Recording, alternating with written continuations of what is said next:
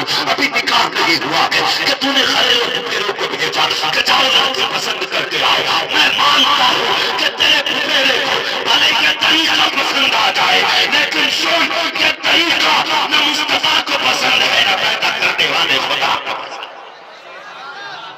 نعرہ تکبیر، نعرہ رسالت، علماء اہل سنت، علامہ مفتی حماد صاحب قبلہ، نعرہ تکبیر، نعرہ رسالت.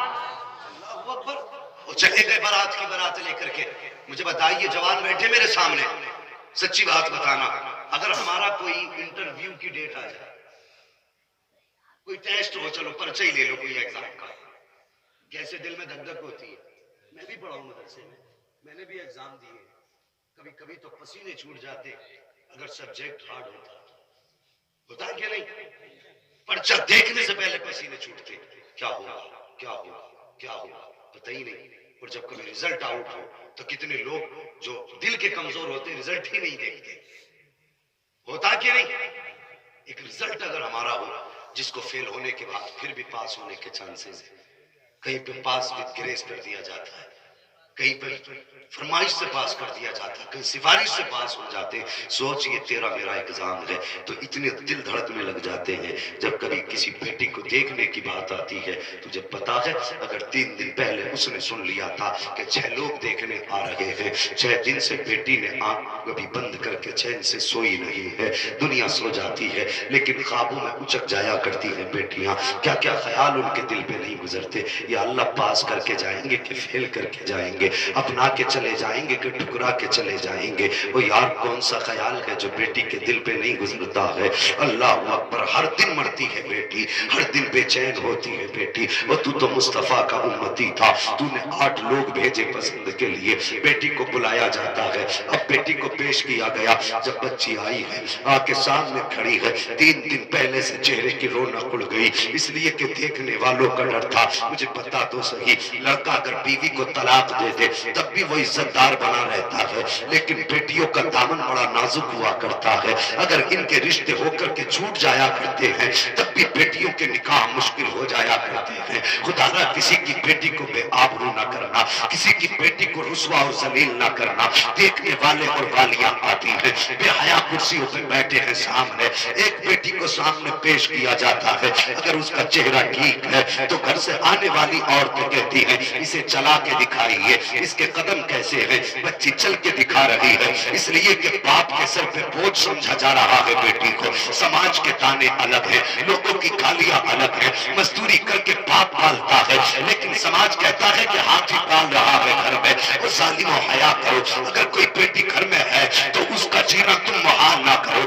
کبھی تیرے دروازے پہ مانگنے باپ نہ گیا کبھی تیرے دروازے پر بیٹی نے ہاتھ نہ پھیلایا پھر تجھے کیا حق بنتا ہے تو کسی کی بیٹی کے خلاف زبان کھولے. تجھے پتا ہے جب کسی کی بیٹی کو تانا دیا جاتا ہے اس کے گھر میں رہنے کا تانا دیا جاتا ہے تو بیٹیاں اکثر پھانسی لگا لیا کرتی ہیں اکثر موت کو گلے لگا لیا کرتی ہیں. یاد رکھ اگر کوئی بیٹی تیرے تانے کی وجہ سے ماری گئی تو یہ یاد رکھنا اسے کوثر تو بڑی بات ہے تجھے جنت کی مہک تک نہیں دی جائے گی. اگر کوئی بیٹی تیرے وجہ سے ہو گئی تو تو کیا سمجھتا ہے یہ تجھے 40واں بخشوا دے گا یہ 30واں بخشوا دے گا.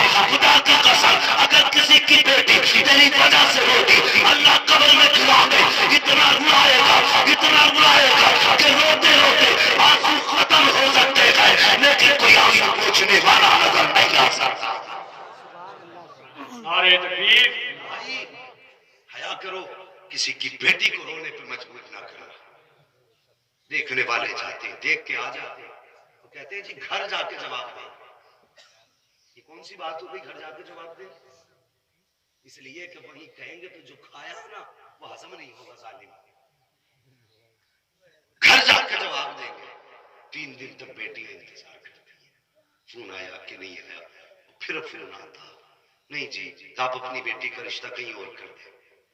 باپ کی کمر ٹوٹ جاتی ہے. پچھلے 3 مرتبہ 10-10 ہزار کر کے 30,000 قرضہ لے چکا تھا آج 10,000 اور لے لیا 40 کا قرضہ بن گیا. ہم مسلمان ہیں ہاں ہم مسلمان ہیں. وہ 40,000 کا قرض مند ہو گیا پھر فون آیا نہیں اپنی بیٹی کا رشتہ کہیں اور کر دیں. کیوں کہ آپ کی بیٹی کی ناک پسند نہیں آئی. اس کی آنکھ تھوڑی چھوٹی تھی. ہمارے بیٹے کو لمبے قد کی لڑکی پسند ہے. جب یہ جواب ملتا ہے بیٹیاں نا پھر شیشہ نہیں دیکھتی, پھر بستر پہ لیٹتی ہیں, دوپٹہ اپنے منہ پہ ڈالتی ہیں اور روتی ہیں, یا اللہ قد چھوٹا بنایا تو میرا قصور کیا تھا, آنکھ اگر چھوٹی بنی اس میں میری کیا خطا تھی, اور تو کیا سمجھتا ہے بیٹی روئے گی تو کسی کو پتہ نہ چلے گا؟ خدا کی قسم کسی کو خبر ہو نہ ہو, مدینے والے مصطفیٰ کو خبر ہو جاتی ہے, حضور کو خبر ہو جاتی ہے. جوان کبھی کسی کی بیٹی کی رونے کا سبب نہ بننا, بیٹی نہیں کسی کے رونے کا سبب مت بننا. آج ہمارا سماج دیکھو, اللہ نے جسے 4 پیسے دے دیے نا اوقات سے باہر ہو رہا ہے. جسے 4 پیسے مل گئے پھر اس کی نظر میں نہ بڑے کا احترام ہے نہ چھوٹے پہ شفقت ہے. پھر تو سفید بال بھی ہے نا تو پیسے والے کے سامنے وہ ایک چھوٹے کیڑے کی طرح. کتنا پیسہ تیرے پاس, اوقات کیا ہے, حیثیت کیا ہے تیرے پیسے کی, سمجھتا کیا ہے؟ خدا کی قسم حضرت عبداللہ جن کو کہا جاتا تھا عبداللہ ذوالوجہین, حضور کے یہ وہ چہیتے ہیں جنہوں نے سب کچھ حضور کے لیے چھوڑا, سب کچھ حضور کے لیے. اور اجازت نہیں تھی کسی کو مسجد نبوی میں اونچی آواز میں قرآن پڑھے, لیکن حضرت عبداللہ ذوالوجہین ایک دن اونچی آواز میں قرآن پڑھنے لگے. حضرت عمر آئے, ڈانٹ دیا, کہنے لگے خبردار تجھے پتا نہیں ہے حضور نے اونچی آواز میں قرآن پڑھنے کو منع کیا ہے. دل ٹوٹ گیا عبداللہ ذوالوجہین کا, انتظار کرنے لگے حضور آئیں گے تو شکایت کریں گے, حضور آئیں گے تو شکایت کریں گے. حضور آ گئے, یوں منبر سے ستون سے لگے بیٹھے تھے, پھر گھٹنے سر پہ رکھا, سر گھٹنے پہ رکھا تھا. ایسے بیٹھتے نا لوگ اکثر غم میں ہوتے. میرے حضور نے فرمایا میرے عبداللہ کیا ہوا؟ بس حضور کے تسلی دینے کی دیر تھی کہ آپ ہچکی بھر کے رونے لگے. میرے حضور قریب آئے کہ کیا ہوا؟ کہنے لگے حضور آج مجھے عمر نے ڈانٹ دیا. سننا ذرا, آج مجھے عمر نے ڈانٹ دیا. کس بات پہ؟ کہنے لگے میں نے قرآن تیز پڑھ دیا تھا. حضور نے کہا بلاؤ عمر کو. حضرت عمر قریب آئے, اللہ اکبر. آقا فرماتے عمر تم نے میرے عبداللہ کو ڈانٹا ہے؟